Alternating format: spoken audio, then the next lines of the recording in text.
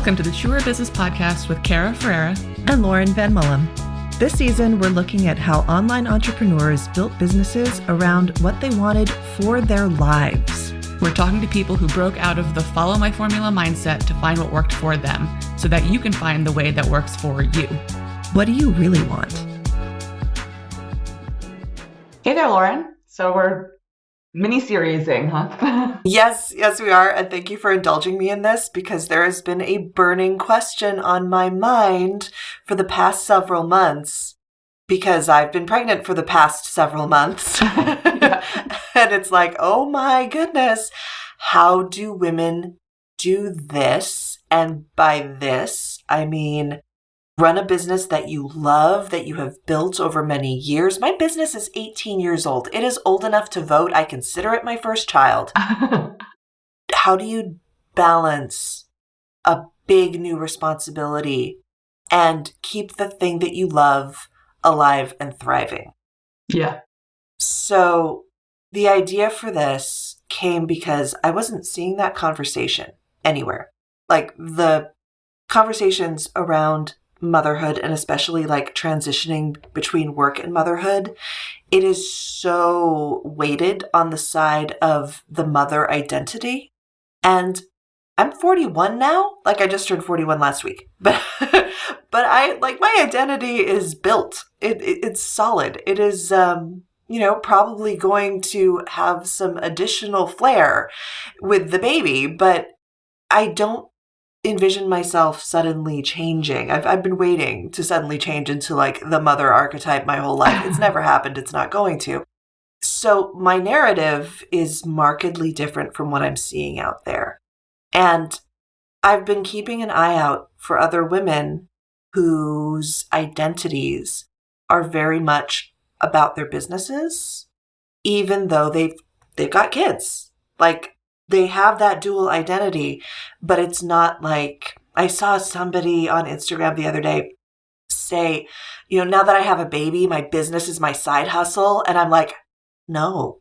Well, I would say, like, it's not where you want to go. It's not your philosophy or you approach things, but, you're going to be in it. So maybe there will be a blip in there where you're like, oh my God, my business is my side hustle for now. Yeah. So I'm struggling. I'm struggling with that. And I know that, I'm full of unpopular opinions. I have a very strong take on this for me, for my life. And I want to make it clear that I don't expect anybody else to agree with me to say, oh yes, I am like business person first. That's just my path, but I don't see my path reflected very much. But these women that we're going to talk to, they've all navigated this path in ways that I find really interesting and kind of off the beaten path. And I'm so excited to have these conversations. And the first conversation I actually wanted to have was with you, because you've also navigated this in ways that are, I think, kind of unusual. Yeah. I mean, I didn't plan any of it. Just sort of, I even planned my kid, to be honest. So, I do agree, these conversations don't happen enough. I also feel like whether you're somebody who has your own business or you are somebody who, works in a company, maybe then you do have more structured maternity leave. Hopefully, your company's good to you that way. But I feel like there's enough support for women in general. And I don't even know, at least with businesses like ours, there's some flexibility baked in because we set out to create our businesses that way. So I do just want to start off by saying I don't know how women who go into your 6 month, if you're lucky to get that much maternity leave is done, you're just in there. I mean, so many women I know it's 3 and then they're back into the office. And I'm like, that's a beast I can't comprehend. I can't figure out how women in corporate do their last month or two because if I didn't have my daily naps, I wouldn't function. I wouldn't. I had the worst morning sickness. I mean, not the worst. I know women who have had it way worse and actually had hyperemesis, but I was nauseous every minute I was awake from once I hit week 7 all the way up until I hit week 13. So if I had to be in an office at that point, it wasn't happening. I took long naps. I had a jar of ginger snaps with me everywhere I went. So all of that aside, but not really great for my business. It wasn't when I was like, yeah, taking maybe by the time you're in your third trimester, you're like, I'm baking more time in for it. I was like, oh, I'm pregnant. Oh, crap, clients. Like, I'm taking a 2-hour nap right now. Sorry. That's kind of the upside and the downside. And the other thing I've been so preoccupied with for especially the last month of work is I've got to pack in as many client projects as I can to fund a bare bones maternity leave. Right. Because nothing gets paid. And I was the same way. There were like options. I was living in New York City at the time. So there were options I'd become aware of because I was pretty newly married. We knew kids were going to be on the horizon probably at some point. And I knew that I wasn't going to have a, maternity leave given to me by my company, me. So there were things I was starting to look into. Like there was some New York State fund I could have utilized to like help finance a maternity leave. So if you're somebody who's thinking in the future, like see if there are options in your city and or state. But like I said, at the time I had just like starting to come onto like my radar that I might want to start paying into one of those things. When then I found out I was pregnant. So I actually didn't have any maternity leave fund. So I was similarly like projects. I had a bit of a different experience. I mean, I'm guessing like just the economy was different, but I did feel like while I was pregnant, like things were just coming to me. And I was like, okay, like I'm growing the baby and the business is growing. And that was all good until I had all these clients and I didn't really have a good like offboarding plan. Like I just built your website and you don't know how to use it, but I'm having a baby in a week. So good luck with that. So that was another thing I will say I did not plan it extremely well. I don't know what more I could have done though, because I just didn't have like another website designer. I'd be like, hey, I just built the website, which is the most lucrative part of the job. Like here, you get to do the maintenance part. Like, so that was another struggle, I guess. I will say I planned to not touch a computer for 6 months. I was like, I'm going to take a full maternity leave. And I think I was like 2 or 3 weeks in. I was a little bit like, not that I'm bored, but like I need a little bit more than like constant nursing and diaper changes in my life. So I did like let a few of my like really good clients who like I did like little things for, I let a few of them know that I was going to be available. And then I would like do the little bits of work while my daughter was napping from a very early time. But it was nice because it was sort of like, I'm going to control how much work is coming in at this point. That's a really good tip because I also struggle not to work. Like I refuse to admit the concept of boredom into my life. I have always been like that. I'm like, if I'm feeling even on the verge of bored, I'm going to fill that space with something because there's so many things that I want to do, so many things that I'm interested in. But I'm on literally day 1 of maternity leave today. And the panic has set in. It's like, oh God, what do I do with myself? So I've only planned 2 months of actual leave, and I've already been packing it in with, oh, there's a free course on ethical podcasting. I'm going to put that in my calendar, and if I'm not actively giving birth that day, I'm going to attend that class. Like, I'm losing my mind. Yeah. I think that's one of those things, too, where, like, I remember being pregnant and people saying things and being like, yeah, not going to apply to me. A lot of it did end up applying to me, so maybe I should have listened more. But I guess we're on the podcast, so it's not exactly unsolicited advice, but it's like just go with whatever you feel. Like don't plan too much because like you might end up being like, I am in it and this baby is not sleeping. So like whatever. But like then if you're in it, you're like, okay, like I kind of feel like this is good and I kind of want to take a course or to and reach out to that client and see if, I don't know, she wants me back on newsletters. Just do it. There's no rules really. So yeah, that's what I love. That's what I love about that's what I love about your approach and my approach to how we do our business is so much of it has been just unlearning and releasing other people's ideas of how things should be done. Because I'm doing that a lot with the pregnancy. I'm doing that a lot with the business. I'm figuring this out as if I am inventing the wheel for the first time. So I wanted to ask you specifically, you are the primary caregiver of your super cute daughter. And how on earth? How do you balance? Because wait, how old is she now? She's 6. She'll be 7 in February. Just started first grade. Yeah.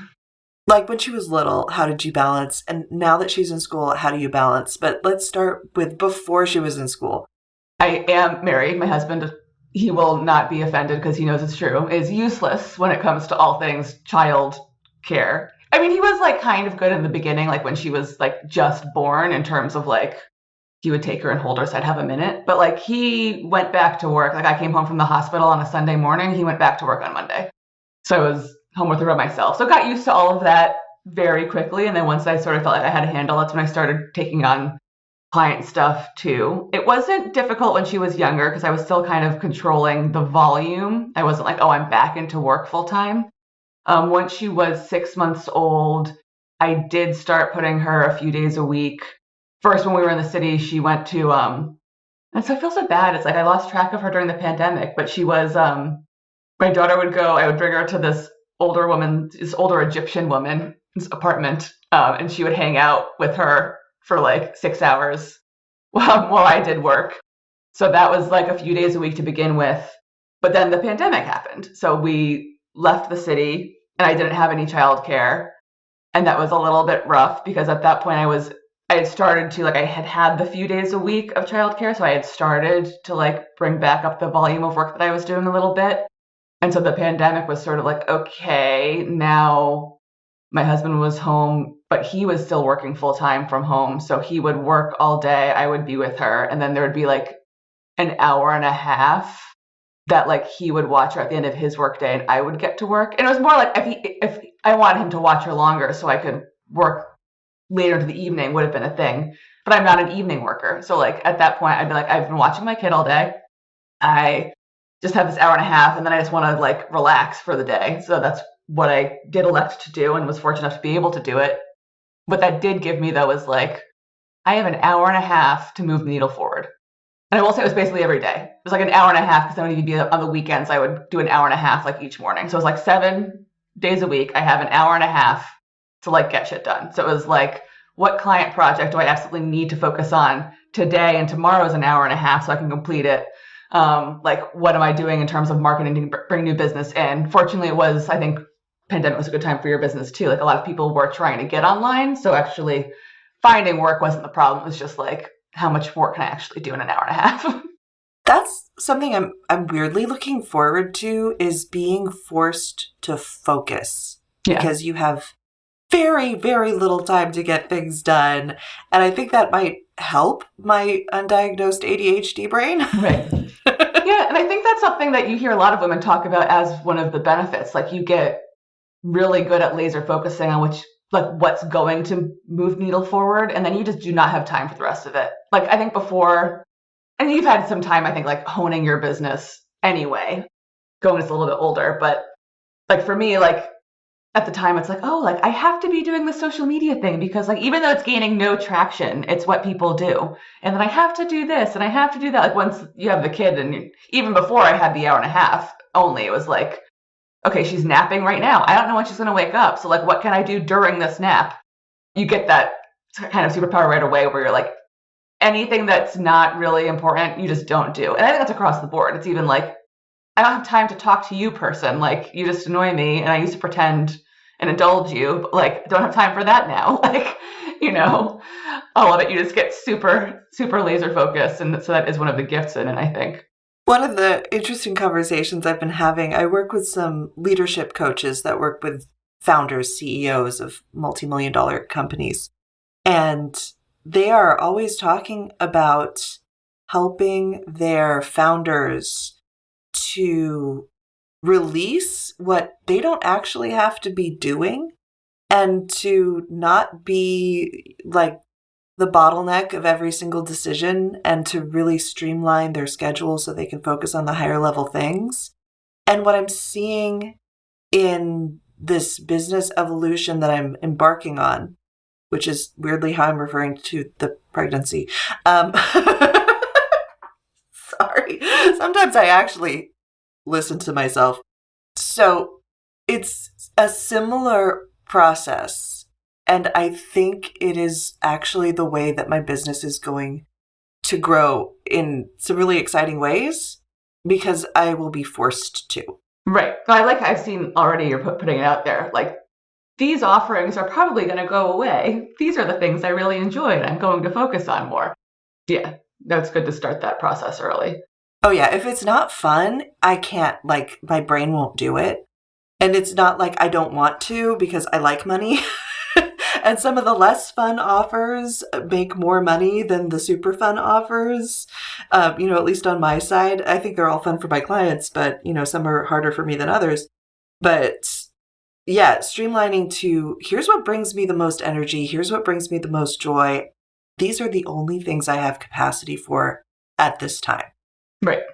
And maybe that's the key. Maybe that's what I've been missing this whole time as I've been chasing a certain income with the unfun things. What if I just double down on the fun things? That might just be the experiment this year. Yeah, no, I think that's a huge thing. And also, if there are things that maybe are less fun, but you're like, okay, I have like a client that I'm really excited to work with wants that big offer.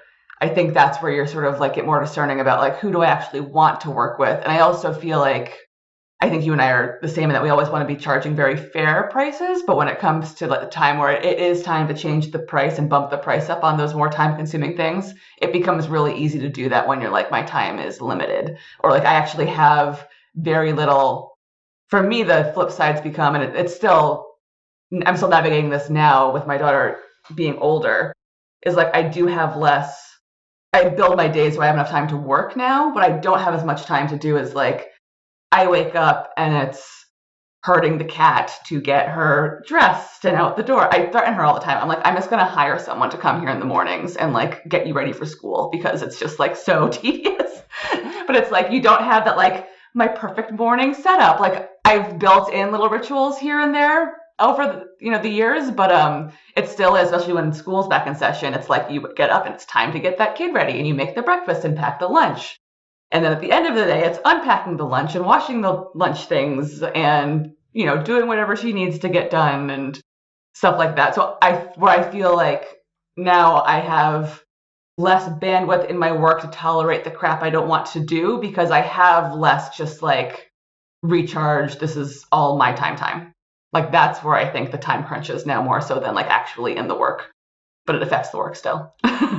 Yeah. Okay. So that's actually something I wanted to talk about is diversifying income streams because I'm trying to figure out leveraging, less time, more people, more money.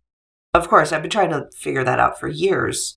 And now I don't have a choice. I have to figure it out. So we both have a lot of things going on at any given moment. What do your income streams actually look like? Like, where are things coming from and what's the balance? Yeah, I mean, I'm also someone where I was always like, I'm pregnant. Actually, I didn't. When I was pregnant, I did not. I was still going so hard on the one-to-one work and services that I didn't actually think to change that. It's been maybe 3 or 4 years now. Especially during the pandemics when I started doing some online courses, and I keep on having some ideas. Some of them I've collaborated with you on in terms of we did the website launch boot camp. But I've too been like trying to think of like, how do I create maybe like, I don't want to be like a course creator full time or anything like that, but how do I create some offers that are very useful to people that can actually teach them the skills they need to do some of these things themselves and also be that one-to-many offer so that it is bringing in a bit more money with a bit less effort. I've still not cracked that code. I'm still working towards leveraging some of the things, including like we have the Words for Your Website course that I have all the content for now. I just have to actually post it. So yeah, so I don't have like the sweet spot answer there. I'm not like rolling in online course money as much as I might like to have some of those passive income streams. I have the website templates that again would be more of like a passive product and that they're already built. They just need to be delivered. Promoting those more is something I need to be doing. So that section of my business is still pretty small and I would like it to grow a bit. Where my income comes from is still one-to-one projects. And then since I do website design, but then also like sort of all online business systems you might need, a lot of my income each month is like my clients who are like, I have this new email marketing thing I need set up, or I have a new product. Can we get this on my website? Or like, it's like sort of that online business management ongoing. And a number of them have me on retainer because they have a higher volume of needs. That's really nice, though. That is like the pulse. That's the beating heart of income sometimes, is the repeat clients, the retainers. So now that's where, over the past 3 years, I will say, I always had one big retainer client who runs an online divorce resource and network for women going through divorce. So I've been doing that since 2017, basically being her like online point person, and like I kind of do a bit of community management. Like her people will have questions in the thing, and I'll sort of pop in there and point them to the right resource. So that's a good retainer. And then there's a therapy group and sort of an alternative asset investment bank group. So between the three of those, it's a good amount of work, but because it's like they're basically paying for my time to like anytime, like I will get to their requests always within 24 hours, where if I'm not on retainer, usually it's like, I'm sorry, I am booked until the end of next week, so I can't actually jump in there for you. So the retainer thing is a huge piece. And then on top of that, like, the new projects each month. And then I also do, because I'm insane, I have a horseback riding program that I help run. So I basically have like 3 full-time jobs and a child. It's fine. Which is why I really wanted to talk to you, because so much of the conversation about having kids is like, oh, you sacrifice your hobbies, you sacrifice your passions, you sacrifice your, you time, your reading time. You're not going to be able to pick up a book. And I don't buy it, and I don't buy into it. And I know that like there are listeners out there who are like, that was my experience. I had to set down everything. And I respect your experience. That's not the experience that I want to choose for myself.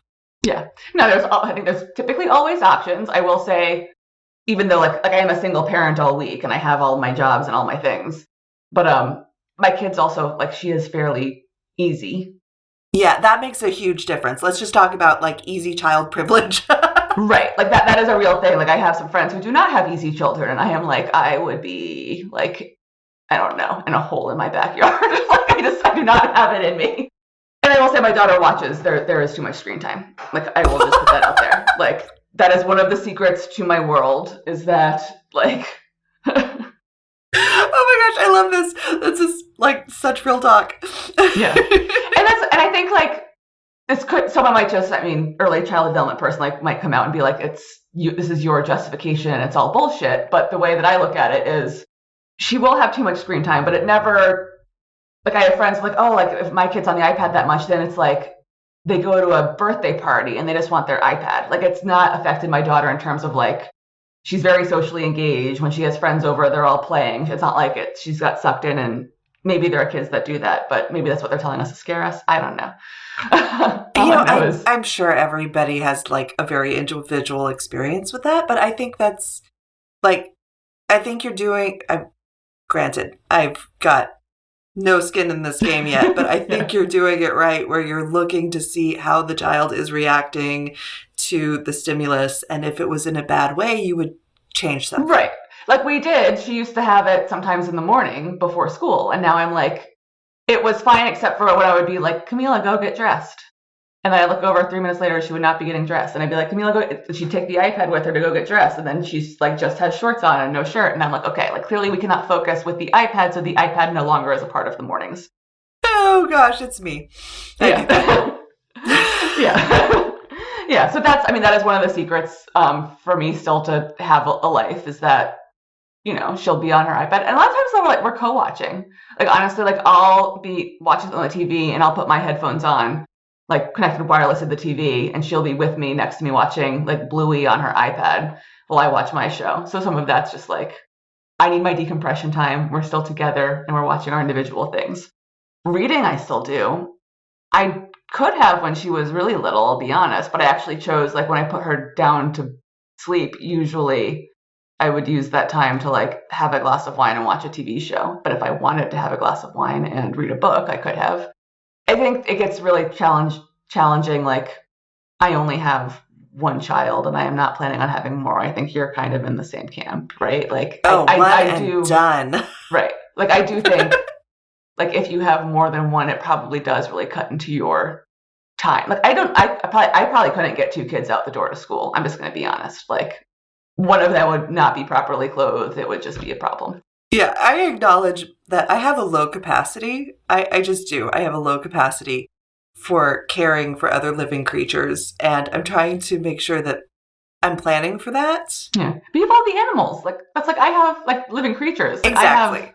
I have all the animals. They're all alive and well, but they do require a bit less like clothing and like taking to places and so Yeah, oh my gosh, the dog and the cats are easy. yeah. The chickens should be. Right. Well, like I have the guinea pig. We might be getting 2 more guinea pigs now just because my daughter wants them and someone needs to rehome them. So I might have 3 guinea pigs soon, but That's adorable. yeah.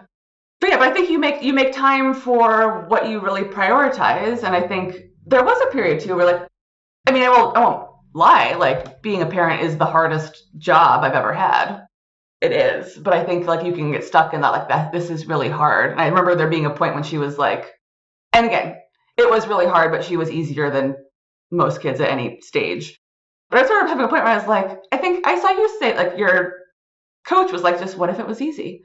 But I kind of had the moment where I was like, I'm just going to decide this is easy. Like, it's not all that hard. Like, I think having that mindset, like if you think like you don't have time for anything, like you won't have time for it.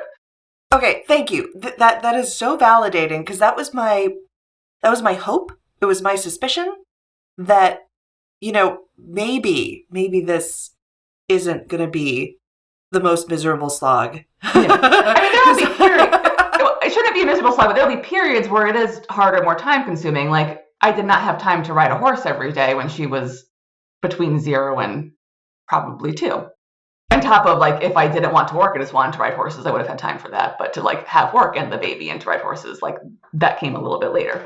Yeah. And I love what you're saying about prioritization because like if it's a priority, it will get done. And if it's not, it's going to naturally fall off because it has to.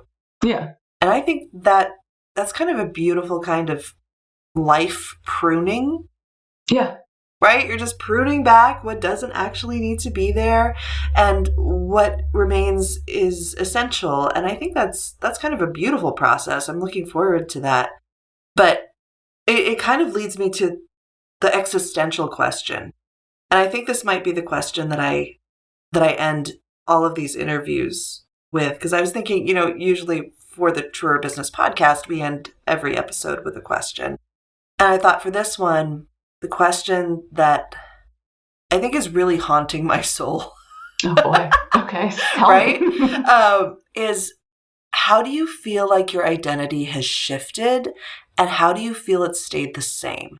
I think it's overall stayed the same. I think this is getting to that point you were speaking to at the beginning where like your business is always going to be a very important, like it's not like you're going to have a baby and that's going to be it. I think that's all like, maybe it's archetypes. Like there are some women where like their archetype they identify with most is mother. Yes. I'm envious of that. I think that they just seem to have such a joyful experience and it seems to come so naturally to them. And I watch from the outside and I'm like, that is not me, but hot damn, I respect it. Right. And I think we also we need those people probably to parent the more difficult children or to have more than one. Like those are those mothers. Like that is their archetype and their role and they embody that. Like I am someone like you where like that wasn't my archetype. It wasn't what I identified with. Even when I was in the thick of it, like I was much better at it when she was a baby. Like now someone hands me a baby and I'm like, I don't know what to do. And like, but you have one. And I'm like, I know, but it was so long ago. So like, it's like, that's just not me. So I think that's where there's been a lot of, that's been steady. It was harder for me, like I will say, like I had this analogy that like I was so fixated on when I was in the thick of it, like when she was like under 6 months old or maybe around there. But I do feel like, you spend a lot of time for me, it was like 30 years. You spend time like creating this like masterpiece, like a thing like a ceramic, like you have this like thing on the kiln and you're making this beautiful like fluted Grecian urn vase. I don't know. this beautiful ceramic thing, and then you paint all the outside of it, and it's perfect, and you spent your entire time curating it. Like, I speak these languages, and I do these things, and these are my hobbies, and I like my house like this, blah, blah, blah. And then you're like, oh, I'm just going to have a baby, but, I'll just still have this. This is still my life. But basically, essentially, you have the baby, and what you're doing is you're taking that whole thing you've been making for 30, or in your case, 40 years, and you just throw it on the ground one day. Lots of pieces, all smashed. And then for a while, for me, because I was like, I think if you're one of the mother archetypes, and we maybe need to talk to one of them to actually get their experience heard. But I feel like if that's your archetype, you've either built your ceramic into the shape with the baby, or it's like this amazing moment of okay, now I smashed that thing and now here's the new one. For me, I'm taking all the pieces of my ceramic and I'm trying to glue it back together for 6 months before realizing it's actually never going to go back together that way. And then you kind of have to you do recreate it, and that's where you're okay, this piece thing that's not going to fit anymore. This one's definitely staying. I think it's the trying to make everything stay still be the same is that's where it felt hard, where it's I want it to be the same and it's not. But once I accepted okay, it's not the same, but we can still move forward doing these things, that really helped. That is such a perfect analogy. Oh, thank you. It came to me one day when I was trying to explain to a friend who I think I had Camila was 6 months or something at the time, and the friend's boyfriend, but long-term partner, had been together for a very long time. He's a bit older, but he really wanted kids. He kept on telling her you're just going to change your mind one day. And she was I really don't think I am. And I was let me tell you about having a kid. And the analogy came to me with the smashing of the ceramic. So yeah, so I think once you let go of trying to make things be exactly the same, then it's sort of, you find your flow. And it just, in my experience, it just keeps on getting easier. Yeah, it's an adjustment at the beginning, but it just keeps getting easier. I so hope that's the best case scenario that I am planning for. But, plan for the worst, hope for the best. Yeah, but there will be moments in the beginning. I remember when she was 3 weeks old, I was it was March, it was freezing. You couldn't take out a newborn in the weather. But I remember just holding her, looking out the window, literally have this feeling I'm never going to go outside again. I think it's probably the hormones, it's just the shit that'll happen. So those moments will be there, but I think on the whole, if you're just sort of I am still driving this ship, there's just another passenger on it with me now. So I will go outside again. Oh my goodness. The vase analogy, I think it's so good. And I think it's especially good for women who are doing this later. I'm doing this later. I will not use the term advanced maternal age more than this once, because I also find that annoying. I know. Not as deeply offensive as the other one, which I will not even voice. That's the one somebody gets slapped. Yeah. You use that around me, you get slapped. But we have spent so much time building this beautiful object that is our lives and our hobbies and our businesses. And so much of who we are is defined at this point. And I think it's so interesting to smash it when it is fully formed. It's been in the kiln, that glaze is set, it's looking amazing. And you're perfecting it. Yeah. Bam. Yeah. It's a very brave choice. And it's a little crazy, I think. But it's a very different experience, I suspect, than when you were doing this in your 20s, when, your identity, maybe your frontal lobe hasn't even fully formed. There's so much that is amorphous at that stage where you grow into an identity. I think that's a very different experience. Yeah. I think I was just at the beginning of I really created this thing. You're now you're I really have everything exactly how I want it. I took my time, blah, blah, blah. And now it's just going to be and that's the thing. It's not an evolution. It's a revolution. It's just okay, new things. I like that. It's not an evolution. It's a revolution. Things are going to get broken. Yeah. I mean, maybe it is for some people, but for me, it did not feel it did up until, that was sort of the jarring thing. I'm okay, I'm pregnant, blah, blah, blah. This is great. I have my birth plan. I won't talk about it because it did not go well. We're only sending good vibes. But then, but then yeah, I'm like in it and I'm like, wow, this is not exactly, it just wasn't how I thought. I don't think it can be. Yeah, that is the truth. Oh my gosh, thank you so much for doing this with me, for doing this limited series mini podcast. I can't tell you what this means to my mental health as I'm struggling to do less on maternity leave and failing. Well, I would say actually, maybe in that case, just do whatever you want, because there is going to be a brief period where the doing what I want when I want to do it is a little bit curtailed, because there's going to be a human who's like, I'm hungry now. I did this now. I need, but they're just going to cry. Every 2 hours. Good heavens. Right. So that's where maybe just don't try to force yourself to rest. If you don't want to rest, just use this time to do whatever you want to do, because it's your time. Yeah, I'm honestly doubling down on things that bring me joy. Yep. Like the podcast. It'll be exciting to talk to a bunch of other women about how they've done it with bigger businesses, more established businesses than even when I started mine, or when I had my baby, compared to my business. That's what I'm so excited about. These women, they are having kids at different stages in their businesses, and some of them, their businesses are bigger than mine. They're just as old as mine. And some of them, it was a completely different story.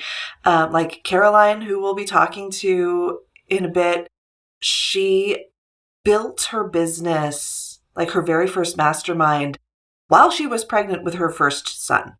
The creativity boom that can happen as you are creating life, it's like it opens up these creative channels where all the creativity flows.